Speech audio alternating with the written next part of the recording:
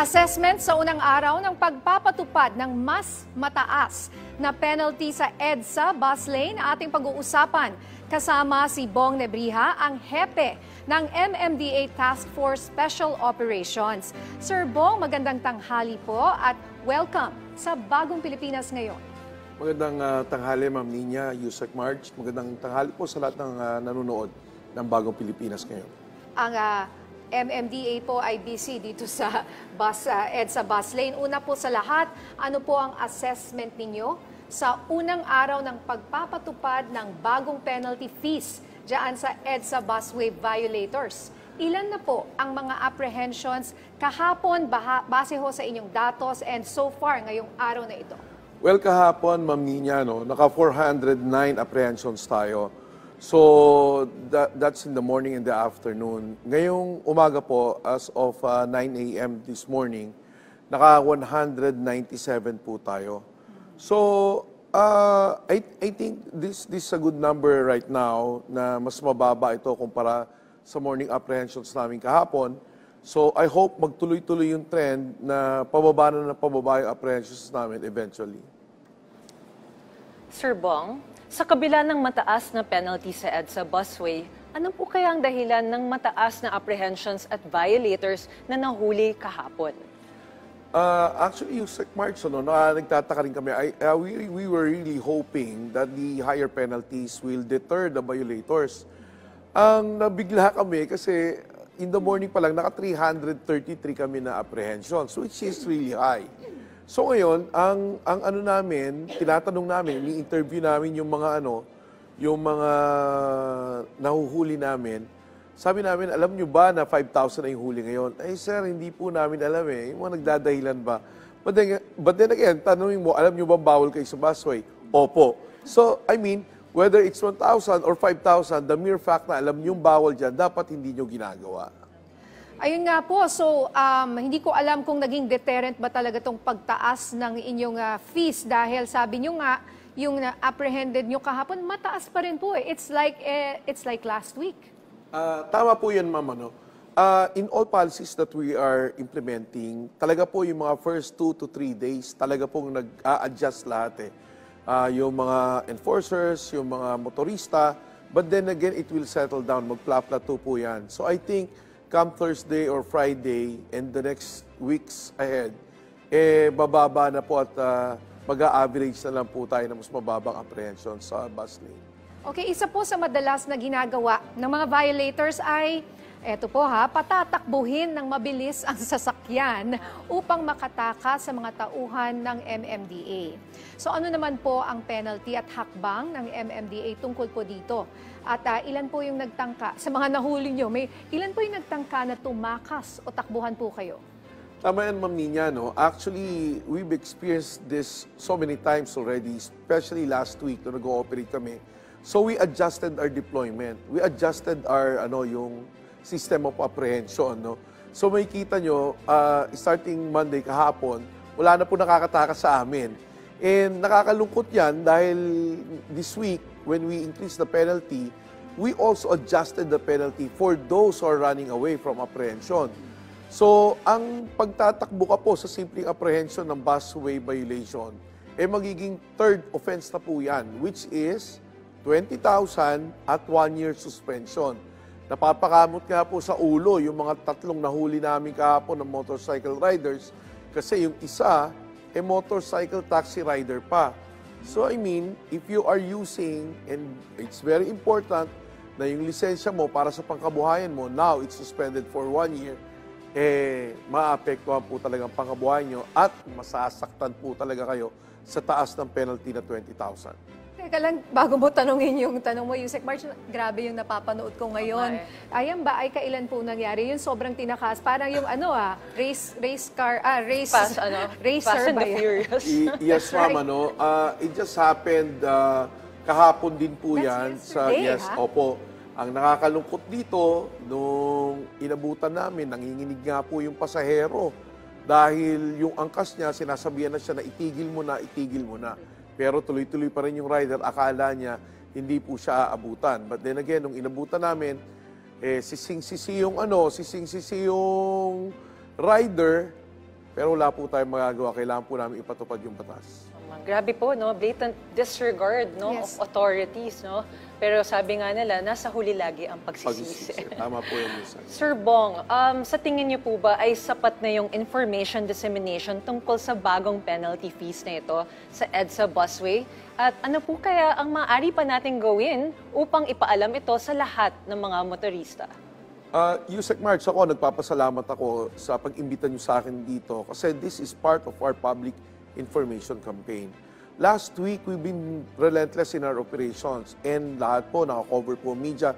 I'm also using my own personal Facebook page to disseminate this para po talaga for widest dissemination, malaman ng ating mga kababayan na ito po, mataas na ang penalty. No? But then again, lagi ko nga po sinasabi, this is not about the penalty alone. This is for the safety of all road users. Yan po, pinapatupad po namin niya para maiiwas po namin kayo sa aksidente. Para maiiwas din po namin sa posibleng aksidente yung ibang road users sa kalsada na nakakasabay niyo po dyan sa EDSA. Sir, aside from increasing the fees, no, how else can we change this culture ng ating mga rider, especially sabi nyo nga po at sabi sa mga balita, karamihan ay motorcycle riders, no? Ang lalakas po ng loob po nila para ganyan at considering araw-araw po yan sa balita. Tama yan, Ma'am Nina, no? Actually, ang MMDA, nag-put up ng Riders Academy. Ito po, libre po ito na inaalok ng MMDA sa mga riders na wala pong formal education on riding. Hindi lang po riding ang tinuturo dito, pati po yung riding etiquette, riding courtesies, pati po yung mga batas natin so that our riders will be educated. Alam nyo, Ma'am Nina, sa totoo lang, kailangan po talaga natin drivers and riders education. Yes. Ito pong nakakabahala po yung tinatakbuhan yung enforcers as if they do not know na ang lisensya po ay pribilehiyo lang po na binibigay ng gobyerno para mag-operate kayo ng sakyan. Once you are apprehended, you should surrender it to a lawful authority na humihingi o nagpapaalala sa inyo na mayroon kayong huli at kailangan nyo pong panagutan nyo. Yeah, sobra po Talagang pag sa ibang bansa po yan, talagang parang masasabing only in the Philippines. Sobrang blatant nga, sabi mo, Yusek. Talagang tinatakbuhan harap-harapan. Yes. At meron pa siyang, parang angkas. Yes. I'm not saying angkas ba yun? Or, Yes, ma'am. Meron po siyang back ride. Motorcycle taxi po yan. Yung isa, girlfriend niya naman. So, sabi ko nga kung boyfriend mo yan, dapat pinagsasabihan mo na, Sir, pinagsasabihan ko po, pero ayaw niyo po tumigil eh.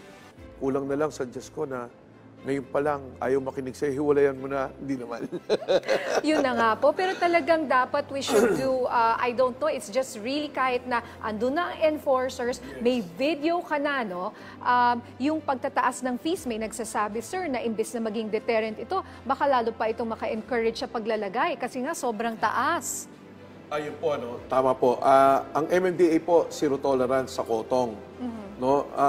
Please, kung meron po nag-i-insinuate, dahil mahal na po ang penalties na to at nag-i-insinuate sa inyo na isettle na lang sa kalsada itong mga penalties na yun sa mga babang halaga, please, kunin nyo po yung pangalan, i-report nyo po sa amin. Hindi po kailangan ma-consummate, i-record nyo kung kaya nyo i-record, kunin nyo po yung pangalan, i-report nyo po sa amin. Hindi po namin tinotolerate sa MMDA yan. Yung instruction po ni Chairman Romando Arte sa amin, panagutin ang dapat managot sa mga nangungutong na yun. Sir Bong, pag ganyan po ba, pwedeng anonymous ang complaint? Pwede po, ma'am. Basta't ibigay nyo lang po yung pangalan, ibigay nyo yung detalye, and we will make sure na mananagot po yung dapat managot. Sa ibang usapin naman po, ano naman po ang violation o penalty sa mga bus naman na lalabas po ng EDSA Carousel? Lalo na po kapag gabi. Diyan po sa may Quezon Avenue northbound, may mga lumalabas na bus sa carousel at biglang papasok muli po pagdating ng EDSA North Avenue. Tama yun, Ma'am Nina. No? We've been observing that also and pati po yung kasama namin sa DOTR, yung IAC, they've been operating this at night. Marami po sa ating mga kababayan na bago na po ang sistema natin sa EDSA, yung may EDSA busway na tayo, EDSA carousel na po. But they're still thinking the old ways, ano? At they're still doing the old ways na dyan pa rin sa kanan, nagsasakay, nagbaba, nagte-terminal. So ngayon po, hinuhuli po namin yan. Pag kayo po lumabas sa EDSA busway at dyan po kayo bumaybay sa labas para kumuha ng pasahero, out of line na po kayo. Kasi ang EDSA carousel, kailangan po nasa loob ng EDSA busway.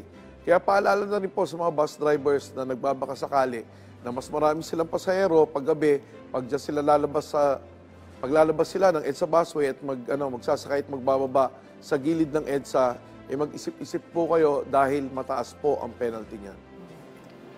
Sir Bong, bago naman po tayo magtapos, maalala ko lang po, kamusta po ang inyong monitoring sa lagay ng trapiko ngayong magbago na ang mall hours dito sa Metro Manila?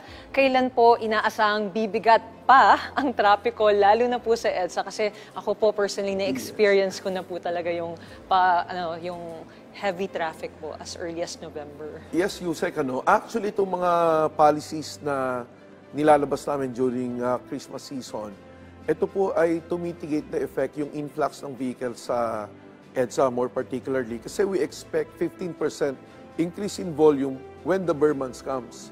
So ngayon po, para ma-mitigate yung effect nito sa atin at saka baka tumukod na po ang EDSA, kawawa naman po yung mga commuters natin na papasok ng trabaho at mag-uopisina, kaya po namin ini-institute during Burr months. Yung adjusted mall hours po kanina, katulad kanina, 11 o'clock na yung mall hours natin. Mas madali pong na ibubuhos natin yung trapiko going to the south, particularly Makati. So yung mga nag-oopisina po, mas madali po sila nakakapunta sa opisina. And then, yung magpupunta ng mall, since adjusted na, pati po yung mga empleyado ng mall, so napakarami rin po, sa totoo lang. So hindi po sila sumasabay sa dagsa ng mga pasahero na papasok sa opisina. Okay, ang dami ko pa sanang gustong itanong sa inyo, pero wala na po tayong oras, no? Sir, mensahe nyo na lang po at paalala sa lahat ng mga motoristang nakatutok sa ating programa ngayon. Well, sa lahat po ng ating mga kababayan na bumabaybay sa mga lagsangan ng Metro Manila, alalahanin po natin na ang sarili nating kaligtasan at kaligtasan ng other road users na nakakasabay natin. Mas maganda po na babiyahe tayo, aalis tayo ng bahay at makakabalik din po tayo ng ligtas. Ngayon po itong mga traffic rules and regulations, yung mga policies na po ito po ay pinapatupad ng MMDA para maging ligtas ang bawat isa. May pahabol lang po na tanong, ito pong mga nakakakita ng mga violations. Ito, kunyari ako ay may cellphone, ganyan. Pwede namin kunan at saan pwede namin pong ipadala para magsumbong? Kunyari nakita ko yung katulad nung kanina. Ma'am, kung meron po yung aksidente kayong nakita, meron po kayong mga paglabag, meron kayong mga terminal ng habal-habal na nakikita sa kalsada na nakakapagpa-delay ng daloy ng trapiko, pwede nyo mo itawag agad sa hotline ng MMDA 136 or kunan nyo po ng litrato, ipadala nyo po sa MMDA Facebook page. May Messenger po kami, may Twitter po kami, may Instagram po kami. Pwede nyo po padala sa lahat ng social media platform ng MMDA para sa ganoon ma-actionan po namin agad. Sir, para maging deterrent rin to, no, Nina, Sir Bong, no? Yung pag-picture, lalo na yung mga pumapasok sa bus lane. Yes, so, tayo, maging vigilant na rin tayo para ma-report natin at para maiwasan na rin tong mga ganitong violations. If they could see na may nagre-report sa kanila, ay, mas matatakot yung mga yun. Kaya yung mga ibang politiko dyan, ha, na gumagamit ng bus lane, let's be good examples to our constituents. Yes, Yusek Marge, I agree. Sometimes nakakakita tayo ng red plates. Sila ba ay exempted dyan sa busway na yan? Ma'am, ang criteria po sa government vehicle, kailangan red plate, marked vehicle, kailangan po nandun po yung logo ng ahensya nyo. Responding to an emergency at saka yung ahensya nyo ay may law enforcement function. So, hindi po lahat papasok po sa mga kategorya na yan. So, yung mga hindi po papasok, huwag na po natin ipagpumilit. Pati nga po yung mga protocol plate, yung mga 7, 8, 17, Yes. 16, pina-flag down po namin yan. Kasi nga po, wala mo naman po sa listahan yung mga diplomatic plate.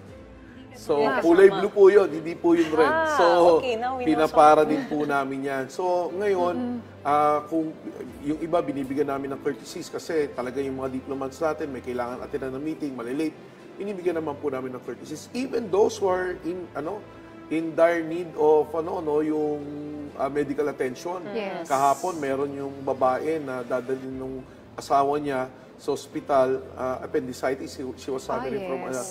appendicitis, and nandun sila sa busway. Sir, pasensya na po. Pinagbigyan naman po namin. Pero ang Yes. sinasabi nga namin, you do not need to pass through EDSA to go to a hospital. Go to the nearest kung emergency po yan. You do not need to go to the farthest hospital, tapos dadaan pa kayo ng EDSA. Doon na lang po kayo sa pinakamalapit to seek the immediate medical attention. Sir, may update ba kayo dun sa lalaki ba yun na tumalon dyan sa EDSA Ortigas flyover? Yes, ma'am. Nasa ano na po yan, nasa kapulisan na po natin, yung investigasyon na ginaganap. It's really very unfortunate na wala pong immediate responder na tumulong para mapigilan po yung pagtalon ng kababayan natin. Sana nga po, pakiusap natin sa mga motorista na bumabaybay, kahit saan po lansangan, pag nakakita po kayo ng mga red flags na ganyan, yung mga kababayan natin na umuupo sa tulay, sa flyovers, wala naman po talagang sense of doing that, dapat po siguro ipagbigay nyo na lang alam nyo sa mga kapulisan o kaya sa MMDA po. Para sa ganon, mabigyan na po namin ng immediate responders. Minsan po yung mga kababayan natin, inuuna pa po yung pag-video kaysa sa pagtawag sa otoridad. So, kaya minsan po nadidelay. Sana po, pakiusap na lang po namin, tumawag po muna kayo ng otoridad o makakatulong sa mga pagkakataon na ganyan bago po tayo mag-video. Okay. Maraming salamat po sa inyong oras, Sir Bong Nebriha, ang hepe ng MMDA Task Force Special Operations.